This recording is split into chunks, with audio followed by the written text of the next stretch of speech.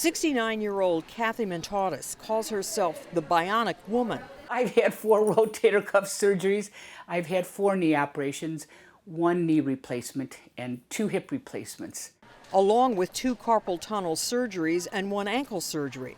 When Mentaudis started feeling symptoms of a re-tear in her left shoulder, she knew something had to be done. Significant amount of pain, aches, sleepless nights, and I was only able to move my arm up a certain amount. In older patients, what we find is as the tendon tears start to get larger and the tendon starts to retract and the blood quality starts to deteriorate simply by the aging process, some of these tears cannot be repaired. That's why Dr. Verma came up with a different solution. Rather than repairing the tendon, what we actually do is put in a small spacer that sits between the top bone, our humerus, which is the top of our shoulder, and the top of our shoulder blade. Filling in the hole left by the tear and eliminating the need for full surgery, allowing for less pain, quicker recovery, and the ability to get back to normal activity sooner. Was it less painful?